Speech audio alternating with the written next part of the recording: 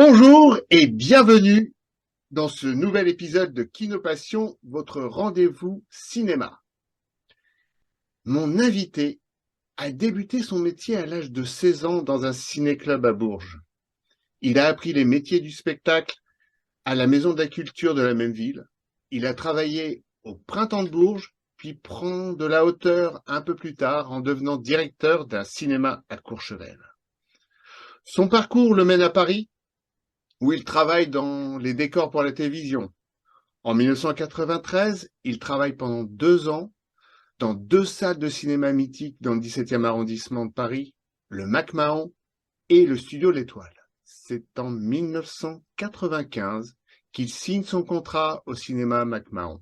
Depuis, il est devenu le maître des lieux de ce temple du cinéma niché en haut de l'avenue McMahon, à quelques mètres de la place de l'Étoile. J'ai le plaisir de recevoir l'heureux directeur et programmateur de l'un des fleurons historiques des salles obscures parisiennes, Bruno Vincent. Bonjour Bruno, Bonjour. bienvenue dans Kinopassion. Merci d'avoir accepté mon invitation. Comment vas-tu? Bien, bien, ça va. Je suis chez moi, tranquille. Voilà. Nous souhaitions tous les deux rendre un hommage à une grande actrice qui nous a quittés il y a quelques jours et qui était ton amie. Et je vais te Oui, entre laisser lui autres. rendre son hommage. C'est Mylène de Mongeau. Donc Oui, Bruno, oui. je te Alors laisse. Mylène de Mongeau, c'est une personne que j'avais rencontrée en 2004 sur l'avant-première du film d'Olivier Marchal avec Daniel Auteuil, c'était Quai des Orfèvres, où elle avait un petit rôle dedans, elle faisait le rôle d'une tenancière qui se fait taper dessus d'ailleurs dans le film, une scène assez dure d'ailleurs. Et on l'a reçue à plusieurs reprises au cinéma McMahon, notamment pour, je crois que c'était Cavalier Noir, on l'avait reçu pour ce film-là, à l'époque de David Gauthier et puis avec Henri Jean Servat. On s'appelait régulièrement, 1 à 2 fois par mois, en gros. Et j'ai eu l'occasion, juste avant le Covid, de lui souhaiter son anniversaire au cinéma McMahon, donc avec des invités prestigieux. Puis il y avait Drucker, il y avait Pierre Richard, et on avait fait une superbe après-midi là-bas. Il faut savoir qu'en 2011, quand j'ai monté ma société Moon River Entertainment, elle était plus ou moins là comme marraine. Alors une personne qui était très attachante, qui était pas du tout dans le star system. Elle appartient à la génération des Delon, des Bardot. Elle est restée très humble auprès de son public. Euh, Très sympa, très douce, très drôle, avec une gouaille, parce qu'elle avait sa gouaille, Mylène de Mongeau, elle disait ce qu'elle pensait, elle pensait ce qu'elle disait. Et Mhm. c'est ce genre de personnage-là que j'appréciais beaucoup, quoi. Et donc, le McMahon va rendre hommage à Mylène. Donc, on a les sorcières de Salem, hein, on a le premier Fantomas, et le troisième, c'est c'est Furia à Bahia pour OSS 117. Qui pour le coup est inédit au cinéma, enfin inédit au cinéma McMahon en tout cas, un film qui est sorti dans les années 60. Fantomas c'est un petit peu différent parce que je passais le premier, et le premier c'est quand même là où Mylène de Mongeau a explosé, quoi, en Oui, étant la fiancée de Jean Marais. eh oui. Bon, Hélène, la fiancée de Fandor. Au moment où on enregistre, on est à quelques jours de cet hommage. ah ouais. Merci Bruno de nous avoir parlé et d'avoir rendu hommage à Mylène de Mongeau. Alors, Bruno, tu es donc le directeur du cinéma McMahon, donc Oui. situé au 5 avenue McMahon dans le 17e arrondissement. Alors, si vous êtes parisien, c'est facile d'y venir, si vous êtes en région parisienne aussi. Et si vous êtes de passage à Paris, il ne faut pas manquer d'aller voir un film dans cette salle magique. Je vais revenir un petit peu juste sur mon passé parce que moi quand j'ai travaillé à Bourges, Oui, effectivement j'avais travaillé dans une espèce de ciné-club où on passait des vieux films là-dedans. J'allais aider le vieux, c'était un vieil opérateur, directeur de la salle, Monsieur Jacquet. Qui était à la construction des cinémas d'art et d'essai à une certaine époque. Et en même temps, moi, j'avais appris mon métier avec charbon, avec lampe et xénon. Enfin, non, c'était les charbons à la base avec des changements de bobine toutes les 20 minutes. Donc, j'avais appris mon métier vraiment à l'ancienne.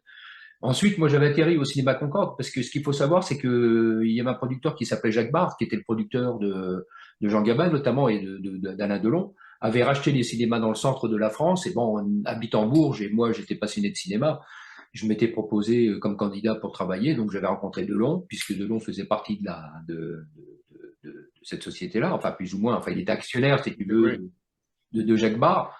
Et donc, moi, j'ai commencé mon métier avec ces gens-là. Donc, c'était des gens de cinéma. J'ai fait 5 ans avec eux, en gros, avant de partir à Courchevel, effectivement. Enfin, j'avais fait le printemps de Bourges entre-temps et je suis parti à Courchevel.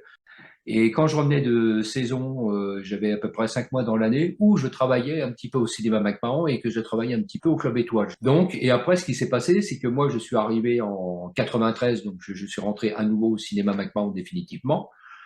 Mais le contrat a été signé qu'en 95. Et l'ambition était effectivement de retrouver un cinéma qui pratiquait le cinéma ancien. Ce qu'on appelle le cinéma de réédition, qui est pas tout à fait la même chose que le cinéma d'art et d'essai. Nous rentrons dans la case d'art et d'essai parce qu'il fallait bien qu'on nous mette quelque part.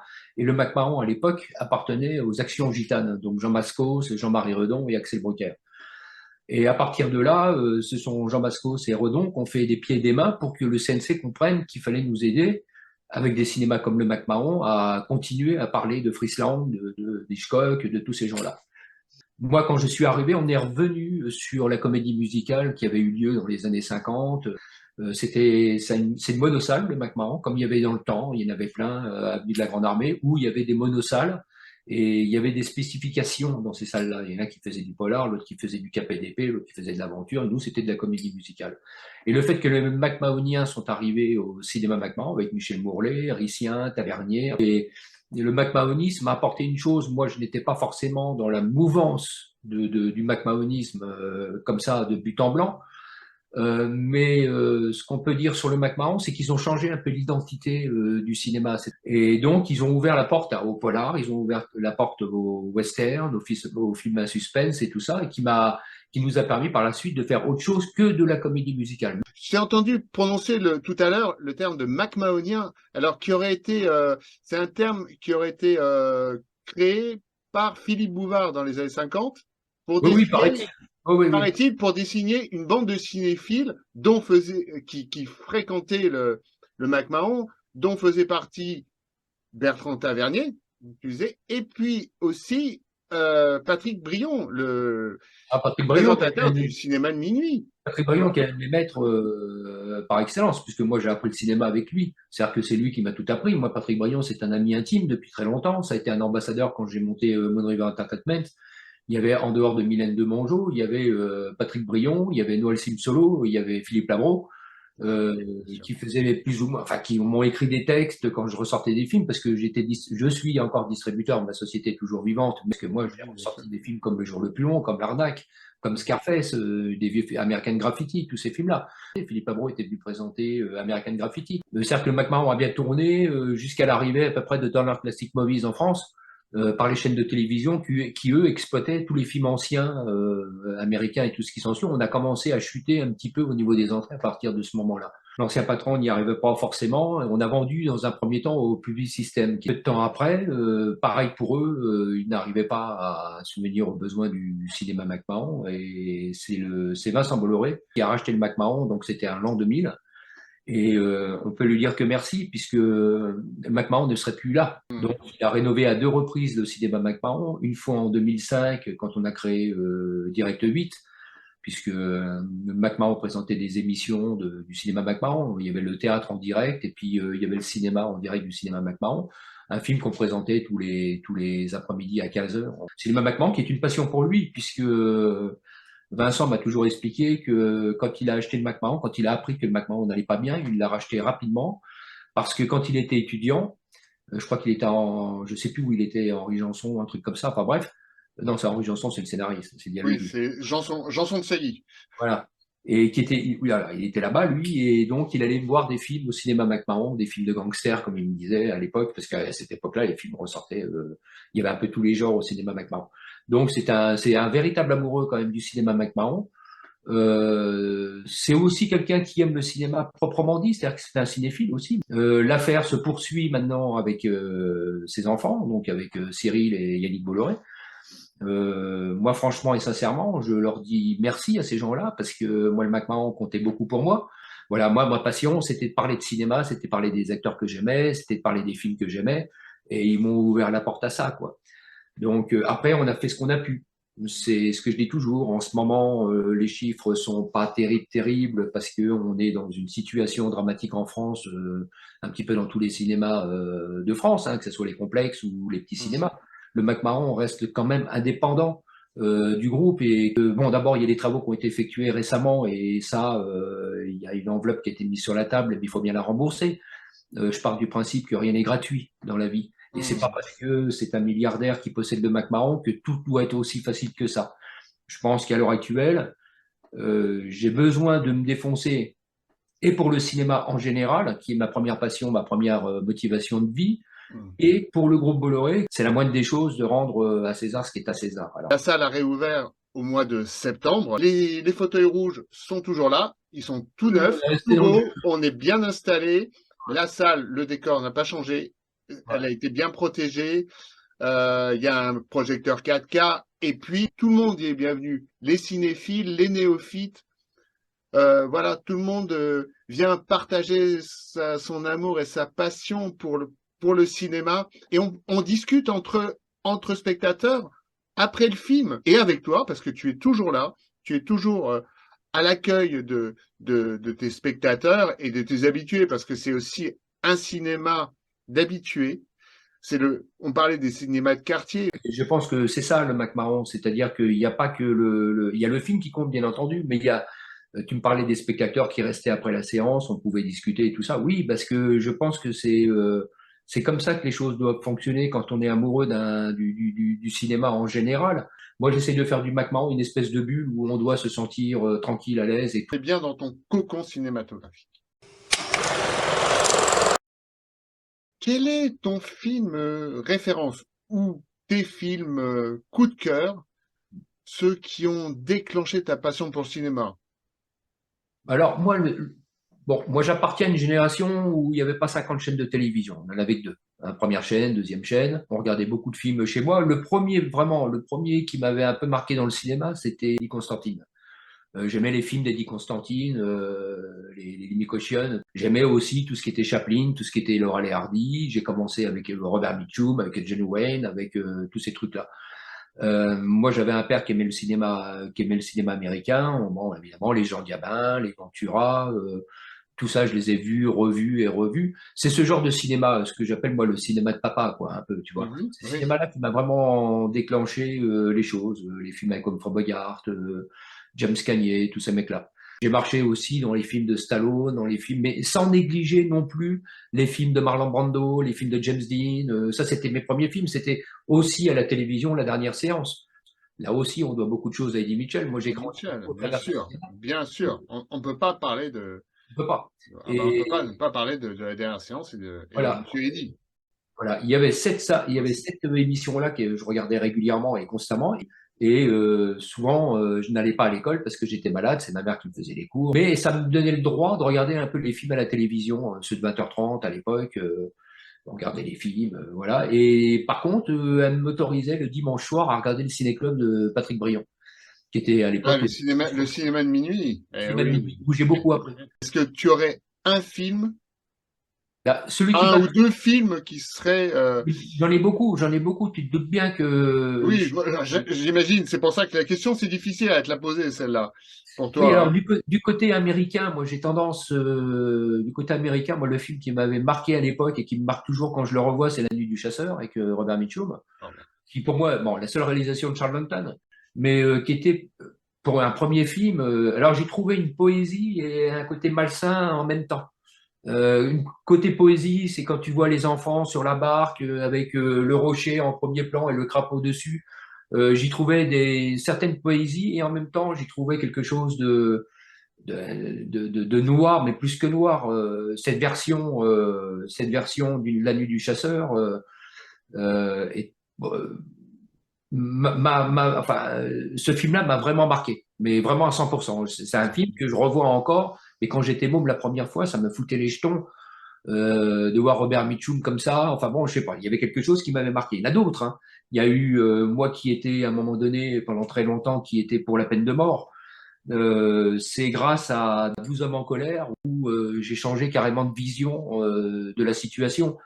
Il y a des trucs comme ça dans le cinéma qui m'ont apporté quelque chose de vital. C'est des films qui m'ont vraiment marqué. Après, côté français, il y a beaucoup qui m'ont marqué. Moi, il y a un film, là, je pense, puisque je suis un peu pris sur le vif, il y a un film que j'ai toujours adoré. Et quand je regarde le film, ça me déchire toujours. Ça me déchire toujours. C'est Le Chat, par exemple, avec Jean Gabin. Euh, Simone Signoret, ah ben, c'est un Bertrand film Simonon. voilà, c'est un film qui me bouleverse. Le film qui m'a le plus bouleversé en France, qui fait partie vraiment de mes films préférés, c'est L'Armée des Ombres avec Ventura. Ah, Encore une Jean-Pierre fois Melville. avec Signoret, parce que Signoret, pour moi, je pense que pour moi, c'est une des 5 plus grandes actrices au monde. Je la mets haut dans mon classement parce que il suffit de se replonger un peu dans, pas forcément dans la filmographie, mais de regarder à nouveau les films de Simone Signoret pour s'apercevoir que c'était. Alors, est-ce que c'était la gamin féminin? Je le sais pas. Est-ce que moi, cette femme-là, quand je la vois sur un écran, elle me touche. Que ce Immense, soit du premier immense. film au dernier film. Hum. J'y trouve, et dans Le Chat, je trouve qu'elle est sublime. Malheureusement, nous tous, je dis pas qu'on va vivre la même chose, mais nous tous, nous sommes concernés par la vieillesse à un moment donné. Faut pas se faire d'illusions. Et ce couple qui se déchire par d'avoir vécu ensemble et puis tout ce qui s'ensuit, moi, me bouleverse et je me pose toujours des questions sur l'avenir, proprement dit, Hum. par rapport à ça en tout cas. Voilà. Alors ça, c'est des films qui m'ont vraiment marqué. Alors après, il y a des délires. Des délires. J'aime beaucoup Scorsese. Bon, je suis un grand fan de Raoul Walsh, de Billy Wilder, si on veut parler de l'ancien temps. Ça, c'était mes réalisateurs préférés. Mais effectivement, Martin Scorsese, Quentin Tarantino, qui, même si Godard disait de lui que c'était un pompeur, qui n'a jamais nié d'ailleurs Tarantino, puisque lui travaillait dans un ciné-club, il l'a toujours dit, qu'il pompait bien sûr sur plus de films, mais quand tu vois sa réalisation, quand tu vois sa mise en scène, quand tu vois sa mise en musique, c'est un vrai personnage. Rodriguez aussi, d'ailleurs, est un peu dans ce genre-là. Oui, oui. Robert Rodriguez est un peu dans ce genre-là aussi. Ce sont des gens qui comptent beaucoup, moi, pour moi, pour le cinéma. J'en dirais pas autant, par exemple, des réalisateurs comme Bergman, ou même comme Godard, ou Antonioni, ou Pasolini. Ça me touche pas. Moi, ce cinéma-là ne me touche pas. Moi, pour moi, c'est un cinéma très nombriliste. C'est pas mon cinoche. Ça, c'est pas mon cinoche. Mon cinoche, c'est Hum. d'aller voir des films. Ça me met dans une ambiance. J'allais souvent sur les lieux de tournage. Ça a été le cas, par exemple, de la traversée de Paris. Tu sais que les Belges ont une tendance à venir en France et refaire la traversée de Paris. Je Donc, ça sais, part de tel endroit jusqu'à tel endroit. Et je l'ai fait quand je suis arrivé à Paris. Je me faisais la traversée de Paris, rue par rue. Je suivais le plan. Donc, c'est ça, moi, qui me fait rêver. Pour moi, la vie, c'est déjà le cinéma. C'est pas, je suis pas en dehors. Je dis souvent que moi, je me sens bien dans une salle de projection parce que l'extérieur me plaît moins déjà. Moi, je me réfère au cinéma.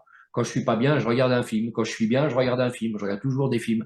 Et je continue à rester dans ce que je sais faire, dans ce que je suis. Et et puis, dans ce que tu aimes et dont tu parles très très bien. je suis un peu réactionnaire d'ailleurs, hein, parce que oui, c'est une forme de réaction. Moi, la nouvelle vague, elle a été créée, à mon sens, pour lutter contre le cinéma populaire, pour lutter contre Grangier, pour lutter contre Verneuil, pour lutter contre, quand tu vois les critiques, par exemple, du Cahier du cinéma, c'était un peu ça. Coluche disait que la nouvelle vague n'était pas si nouvelle que ça, et elle restait vague. Et pour moi, oui. À part Chabrol, peut-être qu'il m'a amusé un peu plus. Et Ouais, il est un peu à part. moi, Moi, j'ai du mal. je suis comme Même tu. si À bout de souffle était tourné au Mac Mahon, je me prétends pas être un aficionados du cinéma de Godard. Moi, je préfère Jean-Pierre Melville, hein, largement. Ah ben, Et Jean-Pierre Melville s'est toujours merci. défendu de ne pas faire partie de la nouvelle vague. Et bien sûr qu'il n'en faisait pas partie. Et là, je voulais te remercier, Bruno, parce que tu as cité 2 fois Jean-Pierre Melville. Mais je pense que Jean-Pierre Melville, c'est vraiment la relation d'un certain cinéma américain et du cinéma français. Alors, bah après, moi, j'avais dans les réalisateurs français, il y avait des mecs comme Verneuil qui avaient apporté beaucoup de choses au niveau polar et puis il a fait des sacrés films aussi, Verneuil. En Mm. France, on n'a pas regretté ce qu'on a vécu, hein. J'ai passé pas mal de films de gagner de fer. Et c'est un réalisateur qui manque de reconnaissance, obligatoire. Gilles Grangier, pareil. D'accord avec C'était toi. des noms, ces réalisateurs-là, et que la nouvelle vague a quand même esquinté régulièrement, il faut bien l'avouer. Oui. Malheureusement, bon, alors après, chacun voit midi à sa porte. Tant mieux s'il y en a qui adorent la nouvelle vague, c'est tant mieux pour eux. Tant que ça leur fait plaisir, grand bien à leur face. Il en faut pour Il en faut tous pour tout les le monde. goûts. Peux-tu nous raconter, s'il te plaît, Bruno, une anecdote qui se serait passée au McMahon? Alors bon, il y a des anecdotes, effectivement, il y en a toujours un petit peu. Moi, je vais en raconter deux sur Jean-Paul Belmondo, parce que Belmondo venait régulièrement au cinéma McMahon. Il fallait savoir qu'il avait tourné avec Philippe Labro. Et donc, ça arrivait que Jean-Paul Belmondo soit invité par Philippe Labro pour des dîners avec Vincent Bolloré. Et alors, la petite histoire, qui était quand même relativement drôle, c'est que moi j'ai connu Belmondo avant tout ça, parce qu'il y avait un magasin de sous-vêtements féminins qu'il avait acheté pour une de ses conquêtes. Je crois que c'était Carlos Ademayor, Sotomayor, ouais. voilà, Soto de Mayor qui avait ça. Et Belmondo passait de temps en temps à ce magasin-là, et il passait toujours avec ses petits chiens dans les bras, au cinéma McMahon, dire bonjour, genre de... Alors moi j'avais travaillé pour Delon qui était quand même très droit et très froid. Autant Belmondo, c'était plutôt le tutoiement obligatoire, le copinage et tous ces trucs-là. La deuxième anecdote qui était très drôle, on l'avait reçu pour La vérité si je mens, on l'avait invité. Il était venu voir le film avec Charles Gérard. Donc ils étaient tout le temps ensemble. Alors, ils sont venus avec leur chauffeur, et à un moment donné, il y a Belmondo qui arriver à la voiture avant Charles Gérard, mais attention, péniblement. Belmondo monte dans la voiture et il dit à son chauffeur, vas-y, démarre tout doucement. Et à chaque fois que Charles Gérard arrivait pour prendre la portière, pour l'ouvrir, pour qu'il monte dedans, hop, il faisait 20 mètres. Hop, il refaisait 20 mètres. Hop, il refaisait 20 mètres. C'était ça constamment. Alors ça, c'était à mourir de rire, parce que c'était deux messieurs qui étaient très vieux et qui s'amusaient à se faire des petites vannes comme ça, quoi. Donc c'était très Les agréable. gamins, ils sont restés jeunes dans leur tête tout le temps, et puis voilà, deux amis, deux frères, hein. Oui, puis alors, bon, Belmondo, moi, ce qui me. Alors, c'est moi qui le descendais en salle, parce que comme tu sais, au McMahon, il y a beaucoup de marches, Oui, ouais. et on faisait descendre Jean-Paul Belmondo avant tout le monde pour pas que les gens le voient comme ça. Et moi, j'avais Jean-Paul Belmondo pratiquement sur mon dos, j'étais devant. Il y avait Charles Gérard qui arrêtait pas d'enquiquiner Jean-Paul Belmondo. Tu vois que t'es vieux, tu peux même plus descendre. Bah, tu vois. Et donc, moi, j'avais peut-être le plus grand acteur français sur mon épaule, quoi. Donc ça, effectivement, c'est des souvenirs que j'ai. Maintenant, il est plus là et j'en suis bien triste. Mais voilà. Et puis il y avait un autre monsieur, c'est Jean Rochefort, que je considérais sans doute comme le plus gentil du cinéma français. Un mec adorable. Pareil, un mec qui tutoyait l'entrée. Et La classe. un jour, il y avait, c'est vieux, hein, ça date, hein, mais un jour, on avait invité Jean Rochefort pour deux films. Donc il parlait sur le premier film, il refaisait un petit truc sur le deuxième film, et après on balançait le dernier film, et puis tout le monde s'en allait, quoi. Et Jean Rochefort vient me voir, il rentre au cinéma. Alors comment tu vas? Ça baigne, tout se passe bien? Je dis oui, oui, tout se passe bien. Commence à discuter un petit peu avec lui. Est-ce que tu peux me rendre service? Il y arrive avec trois personnes. Est-ce que tu peux me rendre service? Aller voir Guy de Savoie, le cinéma qui se trouvait à côté, dans la rue Troyon, à côté du Club Étoile, pour réserver une table. Oui, oui, il n'y a pas de souci, mais je réserve pour combien? Il me dit, t'as qu'à réserver pour quatre. Bon, je regarde Jean Rochefort, je dis, ok, mais pour l'instant, j'en vois que trois, moi, avec toi. Et toi, plus deux autres, ça fait trois. Il dit, non, non, ça fait quatre avec toi. Et il m'a invité à bouffer. Chez Guy Savoie, t'es invité. C'est-à-dire que le mec, il était comme ça, Jean Rochefort. Alors moi, je le croisais régulièrement. C'était quelqu'un Moi, Jean Rochefort, quand j'y repense à ce mec-là, il avait un dandysme incroyable, il avait une gentillesse incroyable. Moi, j'ai bien connu Piccoli, j'ai rencontré Philippe Noiret. Alors, Piccoli, je l'ai bien connu parce qu'il habitait au septième étage, au-dessus du cinéma McMahon. C'était un monsieur qui était très froid, Piccoli, hein, il tapait à la porte, à l'arrière de la porte du cinéma McMahon pour venir voir un film le soir. Il était en peignoir et en patin. Il se mettait au fond de la salle, il emmerdait personne. Et puis voilà, puis il remontait chez lui tout de suite après. Voilà. Donc ça, c'était des bons souvenirs de cette génération d'acteurs. Et tant qu'il y aura des écrans blancs pour continuer à rendre hommage à ces gens-là, je pense que des fantômes au McMahon, il y en a beaucoup.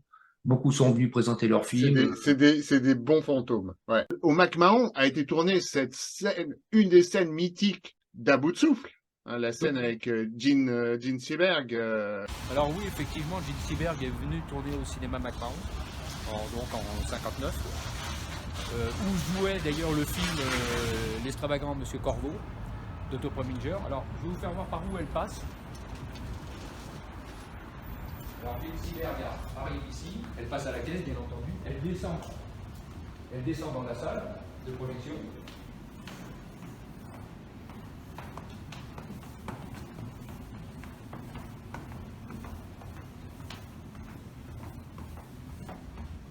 Donc elle rentre dans la salle du cinéma. On la voit, elle va s'asseoir dans la salle. Alors dans le temps, la cabine de projection se trouvait dans le coin, où il y a le fameux panneau Cinéma McMahon 1938. La cabine se trouvait là-bas, au coin. Donc elle s'assoit. Et comme elle est poursuivie dans la rue, elle décide de remonter l'escalier pour aller s'enfermer dans les toilettes.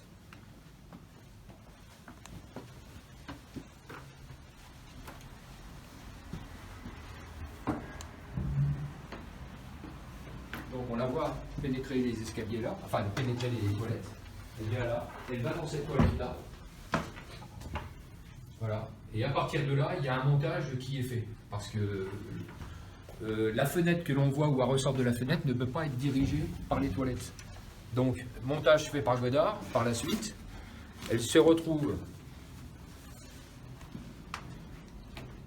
Voilà, il faut remonter dans le hall et après on va aller dans la cour.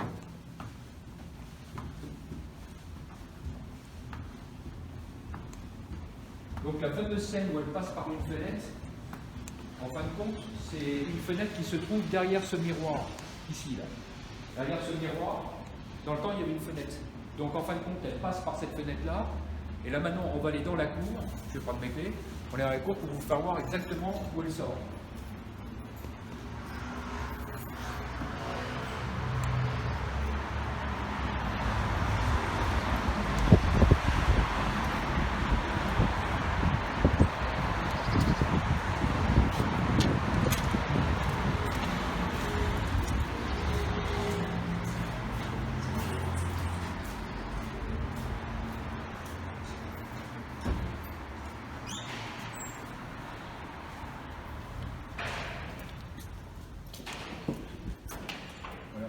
Donc la fameuse fenêtre où elle sort, derrière il y a le fameux miroir, donc, elle saute, elle enjambe ce monument-là,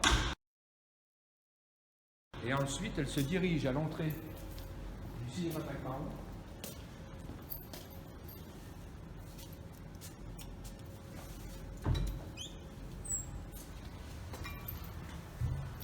Voilà.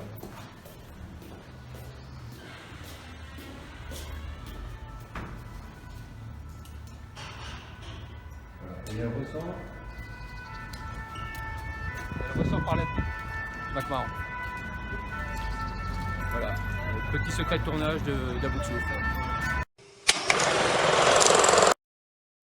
Bruno, quel est l'objet cinéma que tu as choisi de nous présenter?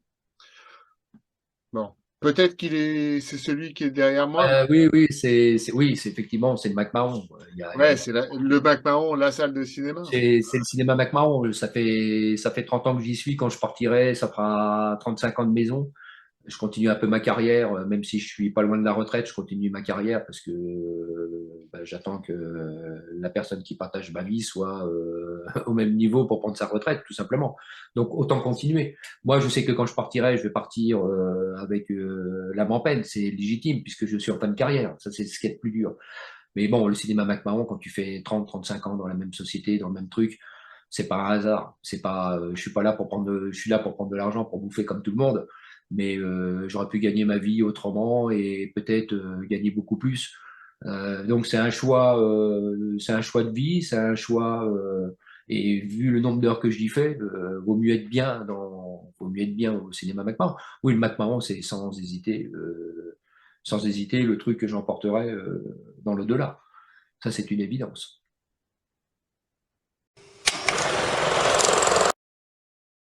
Parlons maintenant de ton actualité.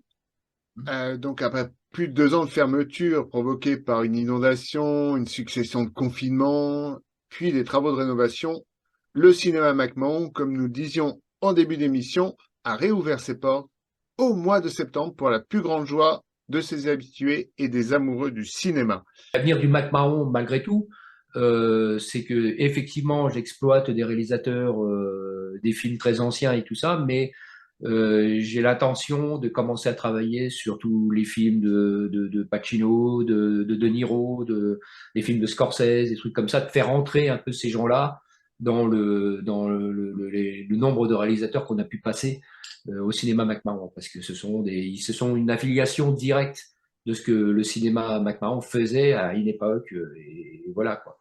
Donc l'avenir du McMahon, ça va être un peu ça. Et je pense que ça fait partie des cinéastes que je défends, moi. Oui. Donc il se rapproche, de les gens qui m'ont donné l'envie d'aimer le cinéma, quoi. Hmm. Voilà. Donc on va aller dans ce sens-là, encore pendant 4-5 ans.